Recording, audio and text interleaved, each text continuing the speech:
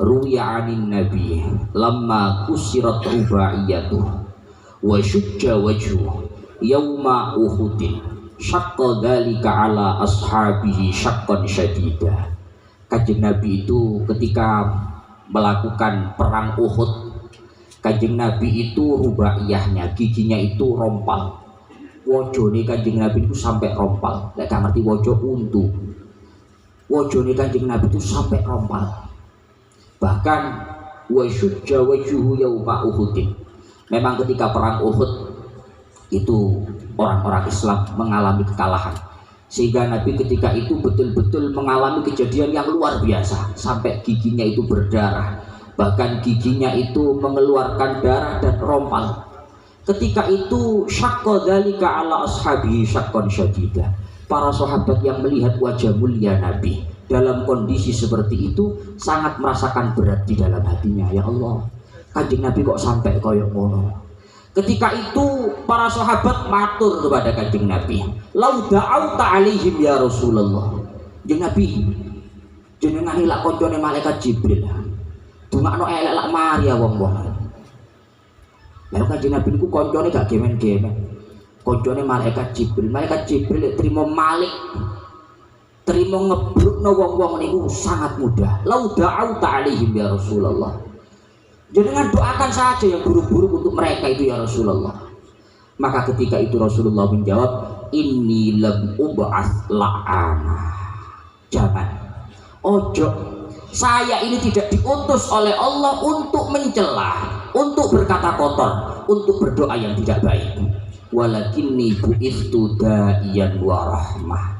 Saya itu diutus oleh Allah Ta'ala menjadi orang yang mengajak dengan kebaikan, menjadi orang yang diutus oleh Allah sebagai bentuk rahmat, sebagai bentuk belas kasihan.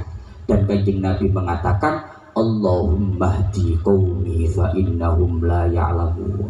Justru Nabi berdoa untuk orang-orang yang jahat kepada beliau. Allahumma hdi qaumi, ya Allah, berikan hidayahmu, berikan petunjukmu untuk kaumku, fa innahum la ya'lamun. Karena sungguh mereka seperti itu karena mereka tidak faham. Karena mereka tidak faham. Uang jahat, orang yang berperilaku jahat kepada Nabi, bayangkan. Sampai komentarnya Abdul Fadl, undur ma fi hadzal qaul min jima'il fadli wa darajatil ihsani wa husnil khuluq wa karamin nafsi wa ghayatis sabri. Lihat, Nabi itu bukan hanya tidak marah, awak dhewe niku wae. Lek ono wong jahat ambek awak-awak, gak ngamuk tok untung-untungan. Gak ngamuk tok untung-untungan. Nabi bukan hanya tidak marah, Nabi pertama tidak marah. Wa afa anhum, Nabi memaafkan kesalahan orang-orang itu. Tsumma asfaqa alaihim wa rahimahum, Nabi berbelas kasihan kepada mereka. Wa da'a wa syaffa'a lahum, Nabi mendoakan kebaikan untuk mereka. Wa tadzara lahum, bukan hanya mendoakan, tapi Nabi memberikan alasan atas perilaku buruk mereka. Kok corobong? Kanjeng Nabi itu sampai ngene, ya Allah, berikan hidayah untuk kaum-kaumku ya Allah, karena mereka tidak paham. Lah awak dhewe niki mboten ngoten, Pak. Sawali. Lek ana wong jahat ambek awak dhewe, ada orang yang berperilaku tidak baik kepada kita, pasti kita bukan hanya marah, bukan hanya tidak memaafkan, tapi kita akan memberikan alasan atas perilaku buruknya. Pancen pantes wong ku welek, mancik masjid gak tahu kok. Sobo masjid yo gak tahu, sembahyang yo gak tahu, jamaah yo gak tahu, itu kita. Tapi kalau Nabi ketika ada orang berperilaku jahat kepada beliau, fa innahum la ya'lamun, pantas mereka seperti itu karena mereka tidak paham. Maka ampuni mereka ya Allah, berikan hidayah kepada mereka. Begitupun kejadian ketika Nabi di Taif, Nabi hijrah ke Taif, Nabi dilempar batu oleh penduduk Taif sampai wajone rompal. Nabi mengatakan ketika malaikat Jibril dan malaikat-malaikat yang lain menawarkan, "Jeng Nabi, nopo kula walik no gunung nih." Gunung itu ojo diwalik, lahar tok nih. Lahare nang Probolinggo, Surabaya peteng dedet. Niku lahar. Bagaimana kalau gunung itu ditumpahkan? Maka rata sudah Taif itu. Tapi Nabi ketika ditawari seperti itulah, jangan, kasihan penduduk Taif. Barangkali, justru Nabi mengatakan barangkali dari mereka akan dilahirkan orang-orang yang akan menolong agama ini. Siapa tahu ke depan akan dilahirkan orang-orang yang menjadi pendakwah, menjadi orang-orang yang mendukung agama ini lahir dari mereka. Ini kulit Kanjeng Nabi, lek awak dhewe patene wis gak ngarah bajingan duwe anak api. Gak ono ceritane bajingan anake bajingan, putune luwe bajingan kok. Tapi kalau Nabi tidak seperti itu, siapa tahu dari mereka akan lahir orang-orang yang menolong agama ini. Itulah Sayyiduna Muhammad sallallahu alaihi wasallam. Kula saking menika kula namung kepingin kanca-kanca ingkang dalu menika rawuh wonten menika panggenan khusus bulan Maulid ini, korbankan apapun yang panjenengan miliki. Korbankan panjenengan yang apapun yang panjenengan miliki. Karena pecinta sejati, dawuhnya Habib Umar bin Hafid, wallahi ma dzukiral habibu ladal muhib illa wa adha walihan nashwan. Demi Allah, tidak akan disebutkan nama kekasih sejati yaitu Sayyiduna Muhammad di hadapan pecintanya illa wa adha walihan nashwana, kecuali hatinya akan bergetar, kecuali hatinya akan rindu serindu-rindunya kepada kekasih sejati itu. Ainal muhibbuna alladhina alaihimu badlun nufusi ma'an nafaisi hana. Mana orang-orang yang katanya cinta kepada Kanjeng Nabi?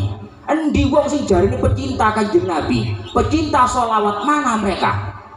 Badlun nufus ma'an nafaisi hana. Orang yang betul-betul cinta kepada Nabi, jangankan harta, an-nufus, nyawa sekalipun, ma'an nafaisi, harta, uang, dunia apapun, hana, itu ringan untuk Sayyiduna Muhammad. Ojo mek duit 100-200, 10 juta ge maulid enteng. Itu namanya muhibbun, itu namanya muhibbin, itu namanya pecinta sejati. Lek ono wong gunung anyar, pecinta Nabi, kaya ono sholawatan boleh benere gede, pecinta sholawat. Duit gak gelem metu blas gawe Kanjeng Nabi, itu bukan pecinta namanya. Ainal muhibbun, mana orang yang katanya cinta? Alladzi alaihi mubadlun nufusi ma'an nafaisiana. Pecinta sejati itu ringan untuk mengorbankan nyawanya dan hartanya untuk beliau Sayyiduna Muhammad. Oleh karenanya billahi karir dzikra wasfi Muhammadin kaima tuziha 'anil qulubir rona. Demi Allah, selalu ulang-ulanglah cerita nama Sayyiduna Muhammad kaima tuziha 'anil qulubir rona, agar karat, kotoran, ketidakbaikan di dalam hati kita ini akan hilang dengan itu semua. Orang yang sering menyebut nama Sayyiduna Muhammad, maka di dalam hatinya akan wujud Sayyiduna Muhammad. Orang yang sering membaca sholawat, maka kotoran-kotoran, rasa keras di dalam hatinya akan hilang berkat Sayyiduna Muhammad.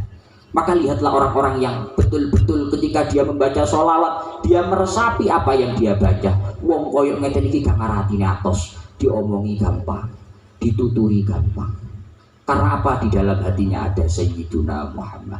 Kalau orang-orang wong sing gak legowoan, ngamuan, dituturi angel, itu di dalam hatinya tidak ada Sayyiduna Muhammad.